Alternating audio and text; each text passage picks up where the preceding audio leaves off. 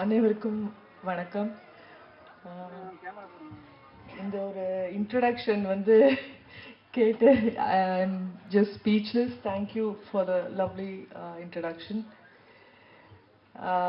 இன்ட்ரடக்ஷனில் சொன்ன மாதிரி நான் தமிழில் ஆரம்பிச்சிட்டேன். அப்புறம் அவ்வளோ சக்ஸஸ்ஃபுல்லாக இல்லாமல் அப்புறம் தெலுங்கில் போய் நடிக்க ஆரம்பிச்சிட்டு இருந்தேன். அந்த டைம் தான் எனக்கு கேப்டன் பிரபாகர் வாய்ப்பு வந்தது. மெயின் ஹீரோயின் இல்லை, ஆனால் செகண்ட் ஹீரோயின் அந்த மாதிரி ஒரு ரோல் தான். ஆனால் அந்த படம் எனக்கு கொடுத்த வெற்றியும் பேரும். அதுக்கப்புறம் நான் 15 வருஷமோ 10 வருஷத்துக்கு அப்புறம் படையப்பா பண்ணுறேன். அது வரைக்கும் அந்த ஆட்டமா தேரோட்டமான்ற பாட்டு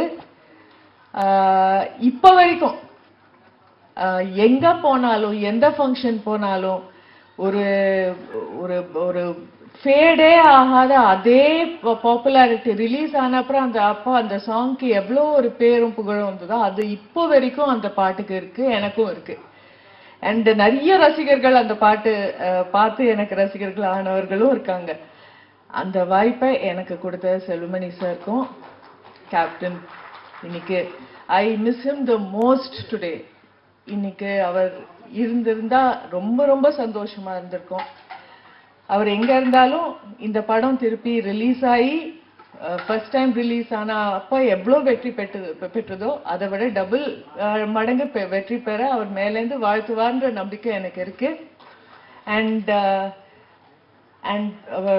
கேப்டன் குட்டி கேப்டன் பிரபாகர் இங்க இருக்கிறதுல I am very happy. I seen them as children. வளர்ந்து இவ்வளோ பெருசாகி ஒரு பார்ட்டியை லீட் பண்ணி பாலிட்டிஷியனா வேற இப்போ இருக்காரு. All the best you.